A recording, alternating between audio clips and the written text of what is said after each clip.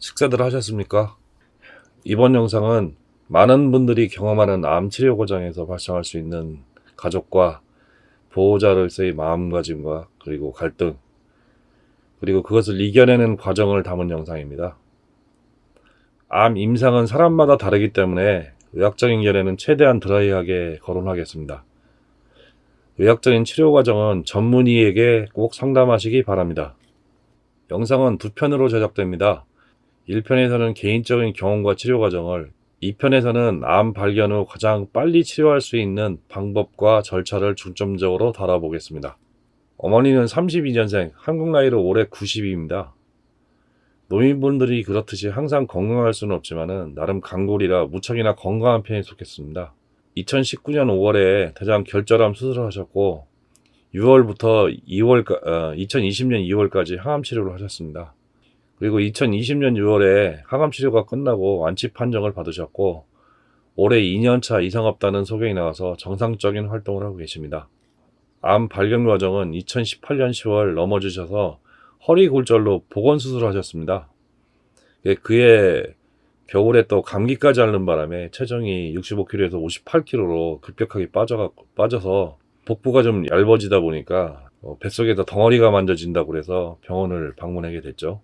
CT를 촬영하고 대장암 소견이 나왔습니다. 그래서 3월에 처음 발견을 했고요. 이제 지역 거점 병원을 바로 예약을 했습니다. 그래서 대장 내시경과 이제 조직 검사를 하게 되는데 거기서 대장암 확진 판정을 받았습니다. 이때는 아마 2기에서 3기 정도 예상한다고 그렇게 이야기를 하더라고요. 시한부 한 6개월에서 1년 그 정도 사실 수 있다고 이제 판정을 받았고요. 그리고 암 확정 판정을 받고 바로 이제 산정특례 적용 대상자로 선정이 돼서 산정특례 대상자가 됩니다. 산정특례 대상자가 되면은 진료비가 1에서 2% 정도밖에 부담이 안 됩니다. 그래서 진료비가 굉장히 낮아지죠. 평상시 그냥 병원 가서 진료하면 2만원, 3만원 나올 게 보통 1,000원, 2,000원 그 정도로 진료비가 상당히 많이 낮아지게 되죠. 그리고 바로 이제 개복수술을 예약해서 5월 달에 이제 개복수술을 하는 걸로 그렇게 일단 예약을 했었습니다. 이거는 2018년도 허리를 다쳤을 때 CT 사진입니다. 허리 하얗게 보이는 부분이 지금 골절이 있어서 시멘트를 메꾼 부분이죠.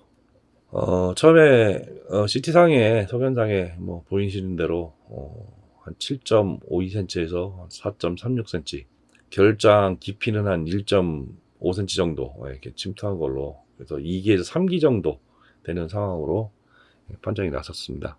지금 대장 내시경 영상인데 제가 색깔을 좀 죽였거든요.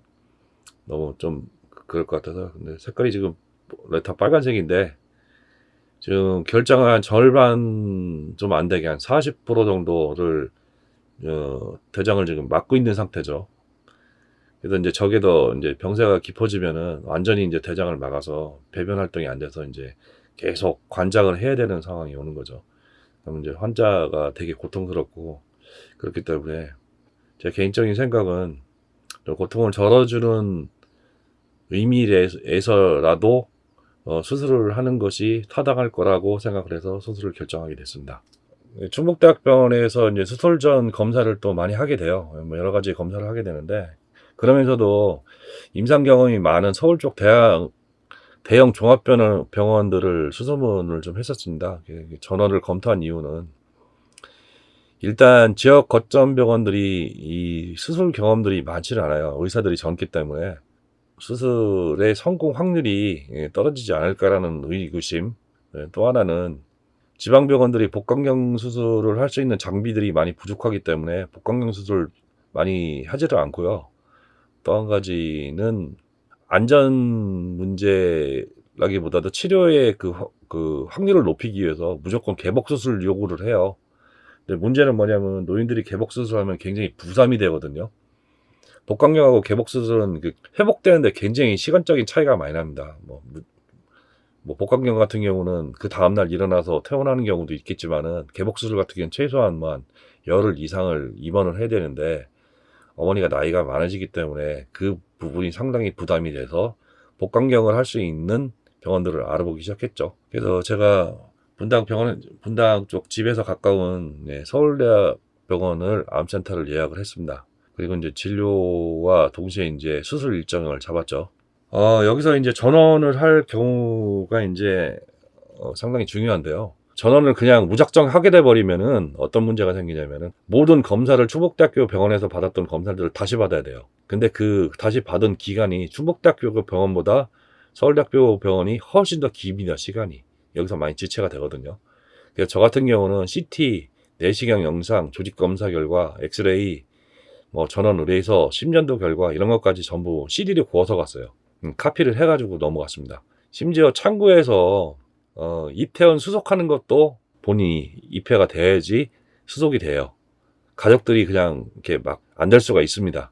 예, 그래서 가족관계기록부하고 주민등록 등본까지 챙겨갔습니다. 저는 분당 서울대병원에서 수술 전 외래 검사를 한 4일 정도 실시를 했고요.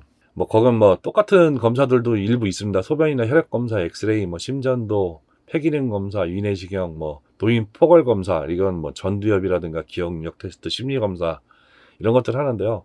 이게 뭐냐면 어머니가 나이가 많으시기 때문에 수술을 이겨낼 수 있냐는 거를 검증하는 거거든요. 네, 그런 검사들을 하느라고 한 4일 정도 방문을 했고요. 어머니가 50대에 뇌졸중 경력이 있으세요. 굉장히 좀 한쪽이 마비가 올 정도로 뇌졸중 경험이 있기 때문에 그쪽에서 원하는 게 뭐였냐면 헤드 CT를 촬영하는 거였어요. 목 이상, 헤드라고 그러는데 헤드 CT를 찍는데 일단 문제가 뭐냐면 CT를 기다리는 시간이 굉장히 많이 걸려요. 한 달에서 2달 정도 걸리거든요. 분당 서울대병원에서는. 그래서 그거는 외부 병원에서 제가 찍어서 들어갔습니다. 그리고 찍을 때 어머니가 체력적으로 많이 부담이 있었기 때문에 조영제를 사용을 안 하고 검사를 CT를 찍었어요. 그래갖고 시간이 굉장히 많이 걸렸죠. 1시간 반 이상 찍습니다. 조영제를 사용하면 5분이면 찍는데 그러다 보니까 비용적인 것도 좀 있었고요. 그리고 이거는 전체적으로 이제 판단한 결과 고령이라도 수술이 가능하다. 이게 결과가 나왔습니다. 그래서 의사 선생님이 하시는 말씀이 분당 서울대병원 대장암센터에서 최고령 수술을 했다고 얘기를 하시더라고요. 근데 여기서 이제 많이 여러분들이 고민하시는 문제가 뭐냐면은 이거를 당사자한테 알려야 되느냐 말해야 되느냐 이런 거를 고민을 많이 하시더라고요. 저는 확진 받고 바로 알려드렸습니다. 엄마한테. 그리고 어머니가 한 절반은 포기한 상태. 이렇게 내가 나이가 먹어서 이제 암이 걸려서 죽는구나라는 생각을 좀 많이 갖고 계시더라고요. 첫 번째 이제 환자한테 용기를 주는 것이 상당히 중요하거든요. 이게 마음 단단히 먹으라고 어떻게 보면 정치적인 용어로 세뇌 교육을 많이 시켰죠. 살 수 있다라는 거. 뭐 살 수 있는지 마는지는 저도 장담을 못 하겠지만은 살 수 있다는 이야기를 많이 엄마한테 얘기를 했습니다. 이게 환자한테 용기를 주는 것도 굉장히 힘들어요. 왜 그러냐면 내 자신이 멘탈이 흔들리기 때문에 자신의 마음가짐, 멘탈을 부여잡고 환자한테 용기를 주는 게 그게 쉽지 않은 행동이거든요. 왜 한편으로는 이제 희망 고문일지도 모른다. 살할 수 있다는 괜한 희망을 주는 걸 수도 있다. 뭐 이런 거.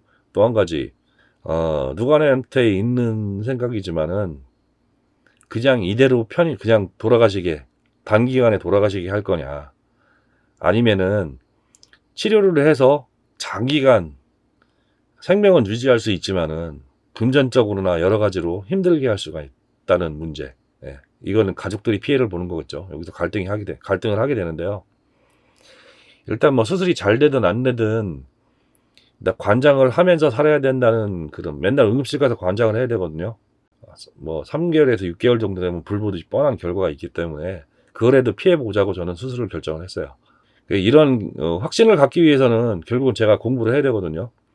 그래서 임상 논문을 상당히 많이 봤습니다. 구글에서 임상 논문을 치면은 논문 제목들이 많이 나오는데요. 그 읽어보시면 각 병원별로 임상 결과라든가 뭐 치료 결과, 치료 경도 뭐 이런 것들이 굉장히 다 많이 임상 결과 리포트들이라고 그러죠. 논문이라고 그러죠. 논문. 그런 것들이 많아요. 그런 것도 꽤나 많이 읽었습니다. 그래서 공부를 하는 과정에서 저도 좀 확신이 생겼고 또 한 가지 또 가족에 대한 설득. 뭐 이거는 김병에는 효자 없습니다. 뭐 가장 중요한 게 경제적인 것도 문제고요. 생활 관리가 안 돼요. 누군가는 하나는 희생을 해서 간병인들 붙어 있어야 하는 상황이거든요. 근데 저 같은 경우는 좀 직업이 자유롭고 그러기 때문에 다른 분들은 다 못하는데 저는 그 할 수 있기 때문에 자신 했기 때문에 저는 제가 붙어 있는다고 얘기했어요. 제가 간병을 자초한다고. 그래서 붙어 있었어요. 그래서 가족들을 설득했습니다. 어떻게 되든 내가 책임질 테니까 한번 해보자. 이렇게 설득을 했습니다. 확진 판정을 받고서 이제 어머니 이제 혈육이 이제 이모님이 한 분이 계세요. 좀 마지막으로 뵙고 뵈러 가자 그래서 마지막으로 형하고 저하고 마지막으로 뵈러 가는 차 안입니다. 그 당시에 이모님이 나이가 이제 92세였었는데 결국 이모님은 이때 뵙고서 1년 정도 사시고 한 번 더 뵙고 돌아가셨죠. 예, 그래서 뭐 엄마도 소원은 풀었다고 얘기하시는데 그때 잘 간 것 같아요. 이 영상이 좀 가슴 아픈 영상인데요. 벚꽃 피면 오토바이 한번 타러 갈래? 엄마 복잡한 심정이 보이는 것 같아요. 그때 싫어, 무서워. 선유도 여행을 뭐가 갔었는데 무서워? 예, 오토바이는 싫어. 많이 복잡한 것 같더라고요. 그 저기 버스 정류장까지 한번 타고 갔다 오지 그래. 싫어, 무서워. 나중에 한 얘기인데요. 타고 이렇게 싶다며. 죽으면 어떻게 하지 하는 생각을 많이 안 하셨다고 타고 싶어. 그러더라고요. 그리고 이제 수술하기 전에 어머니 좋아하시는 음식들이 있어요. 뭐 여기는 대전에 있는 농민순대인데 어머니가 제일 좋아하는 음식 중에 하나입니다. 그래서 여기를 몇 번 갔죠. 대전까지 청주서. 뭐 꽃구경도 했습니다. 4월달에 뭐 벚꽃 피고 그러니까 수술하기 전에 꽃구경도 좀 다니고요. 먹는 게 상당히 중요합니다. 왜 그러냐면은 그 나이가 젊으신 분들 같은 경우는 뭐 진료받고 뭐 조직 검사하고 이런 거에 대해서 저항력이 있기 때문에 어느 정도 버티시는데요. 어머니 같은 경우에는 대장 내시경 검사를 할 때 그 관장약 드시는 것 자체도 힘들어요. 나이가 있기 때문에. 그리고 이때는 병세가 있어갖고 체력이 많이 소진된 상태예요. 그래서 체력을 보충하기 위한 음식들을 많이 먹어야 돼요. 거의 이제 육류 위주로 많이 먹었어요. 단백질 보충을 시키기 위해서 육류를 굉장히 많이 섭취를 했고요. 서울대병원 초진 갔을 때 사진입니다. 그리고 이제 수술 전에 병원에 입원을 해서 영양제를 보험 수가가 되는 데에서 최대한 투여를 했어요. 5일이죠. 수술 날짜까지 4일, 5일간 계속 투여를 했어요. 보험 수가되는 영양제는 다 맞은 것 같아요. 그리고 또 중요한 거 빈혈 수치가 있는 거예요. 대장에서 계속 출혈이 있기 때문에 빈혈이 생겨갖고 그 빈혈 수치를 올리기 위해서 수혈도 3번이나 했습니다. 네, 수혈도 3팩을 수혈을 했고 수술 전에 컨디션을 굉장히 많이 끌어올렸어요. 엄마 그러더라고요. 지금도 얘기하시는데 그때 그 피 수혈 받고서 그 기분 좋아지는 느낌이 있었다. 지금이라도 돈 있으면 그거 하고 싶다는 얘기를 하세요. 할 수 있으면은 네, 그 정도로 그때 컨디션이 굉장히 좋게끔 만들어서 수술에 임했습니다. 수술 당일날 수술실에 대기하고 있는데 뭐 에피소드가 많죠. 예, 뭐 수술하다가 돌아가시는 분도 많고요. 그리고 수술 시간이 1시간 반 정도 걸린다고 그러는데 실제적으로 수술 시간이 2시간 넘게 걸렸습니다. 그리고 엄마가 또 전신 마취하고 깨어나는데 또 시간이 많이 걸려서 실제는 아침 6시 40분인가 그 정도 들어가셔갖고 거의 12시가 다 돼갖고 나왔어요. 네, 저희들 굉장히 많이 긴장했습니다. 바깥에서. 수술이 끝나면은 이제 회복하는 게 굉장히 중요하죠. 회복하는 거에 가장 중요한 점이 이제 폐 기능을 활성화시키는 건데 폐 기능이 활성화가 안 돼서 그래서 이제 계속 폐 치료를 받기 위해서 계속 이제 기구를 사용을 하고 이제 많이 고생을 많이 했습니다. 폐 기능이 빨리 돌아오지 않으면 선망 증상이 보입니다. 이 선망 증상이 굉장히 위험하거든요. 노인분들한테는. 폐 기능을 살리는 훈련을 굉장히 열심히 했어요. 그리고 수술 후 워낙 고령으로 알부민 수치도 많이 떨어져서 고생을 했어요. 보험 수치 되는 대로가 2병인가 아마 그런데 2병을 다 맞았습니다. 공이 지금 3개가 다 올라와야 되는데 1개 올라오는 데까지 4일 걸렸어요. 엄청 고생했습니다. 그리고 5일차에 이제 첫 식사를 하시고요. 이제 5일차에 이제 첫 식사 하시고 첫 외출을 했습니다. 보조기구를 이제 끼고서 간신히 걸어다니죠. 뭐 주사액을 주렁주렁 매달고 그거 가면 환자들 많이 이렇게 하고 운동을 하시더라고요. 이제 정상적인 식사도 이제 하시게 됐고요. 그리고 이제 6일차에 5일차, 6일차에 급격히 좋아지셨어요. 4일차까지는 좀 어려웠었는데 급격히 좋아져갖고 수술 부위도 상당히 빨리 아물고 그래서 6일차에 이제 퇴원을 하게 됐죠. 그래서 원래 수술 후 10일까지 있어도 되지만은 뭐 예후가 좋으니까 의사 선생님 그러시더라고요. 퇴원하실래요? 열을 다 채우고 가실래요? 그러더라고요. 근데 엄마가 답답하다고 빨리 가자고 그래서 실밥만 뽑고서 바로 나왔습니다.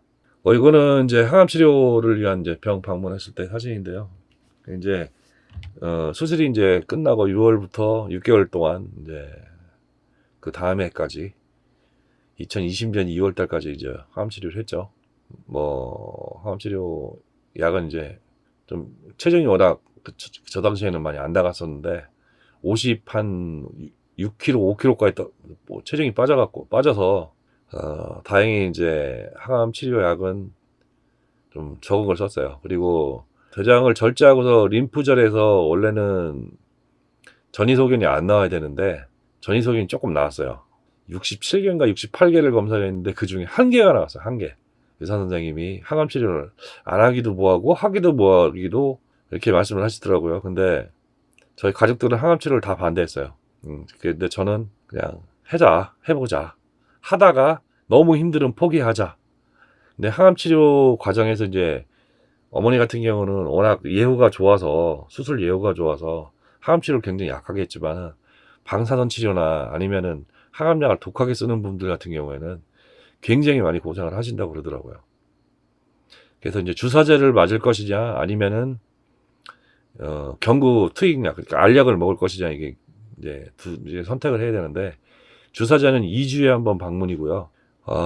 약은 매일 2주를 먹고 아침 저녁으로 2주간 먹고 일주일 쉬었다가 다시 병원 방문해서 검사 받고 또 2주간 또 매일 약을 먹는 거예요. 근데 아무래도 주사제가 한꺼번에 들어가는 것보다는 약을 나눠서 먹는 게 저는 더 개인적으로 좀 나을 것 같아서 약을 선택을 했는데 그게 엄마한테 잘 맞았던 게 항암 치료에 대한 거부감이 별로 없었어요. 부작용이. 처음에는 맥스껍다. 임신해갖고 입덧하는 느낌이 났었는데 그 이후에 많이 그게 사라졌어요. 그리고 또 엄마가 음식을 굉장히 잘 드셨어요. 예, 잘 드시다 보니까 체중이 많이 또 정상적으로 돌아오고 60kg가 넘게끔 체중도 돌아오고 그래서 굉장히 치료하는데 부담이 덜했어요. 천만 다행이죠. 뭐 항암 중간에도 이렇게 뭐 식사하러 기회만 되면은 여러 군데 많이 돌아다니고 그랬습니다. 그리고 좋은 거 드시게 하려고 많이 노력했고 그리고 단백질 위주의 식사도 많이 하고요. 그리고 엄마가 또 워낙 또 고기를 좋아하세요. 돼지고기, 소고기, 닭고기 안 가리고 되게 좋아하셔서 고기, 계란 이런 거 위주로 식단을 뭐 제가 음식을 했죠. 그래서 꾸준히 계속 하루에 5끼씩만 6끼씩만 이렇게 먹이게 했어요. 이게 수술한 이후에 먹는 양이 굉장히 줍니다. 그러다 보니까 여러 번 나눠서 계속 밥을 먹을 수 있게끔 그렇게 노력을 많이 했습니다. 뭐 지금은 굉장히 완치가 돼서 정상적인 생활을 지금 하고 계시고요. 돌이켜 봐서는 굉장히 잘한 일이죠. 기회도 좋았고 발견했을 때의 발견도 굉장히 우연찮게 쉽게 발견을 했고 지금 돌아보면은 다시는 있어서는 안 되고 하기도 싫은 과정 중에 하나였습니다. 이 한 1년 동안에 치아가 2개가 빠졌어요. 뭐 머리카락도 굉장히 많이 빠지고요. 머리도 하얗게 쳤습니다. 그전에는 한 흰머리 숫자가 한 20%밖에 안 됐었는데 1년 반 동안 흰머리가 80%까지 늘었어요.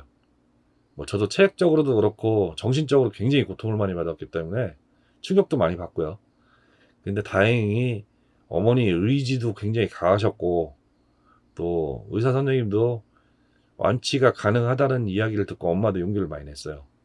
그래서 어머니도 치료하는데 굉장히 적극적이셨고 또 제가 또 굉장히 멘탈 강하게 몰아붙이니까 엄마도 또 나름대로 잘 따라왔고 그래서 완치가 됐지 않은가 이렇게 생각을 합니다.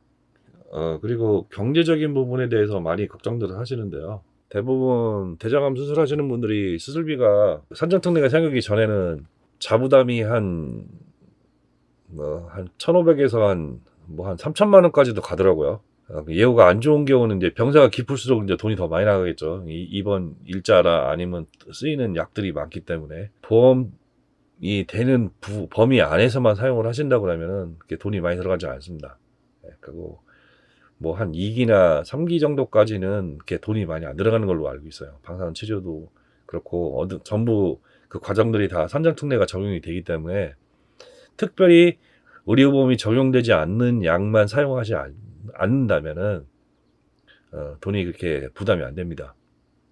그리고 요즘엔 요양원도 병 치료를 위해서 요양원에 들어가게 되면은 예전에는 한 달에 한 300에서 한 500만 원까지도 요양병원 입원료가 나왔었는데 요즘 같은 경우는 자부담이 제가 알기로는 굉장히 적습니다. 100만 원 이하예요.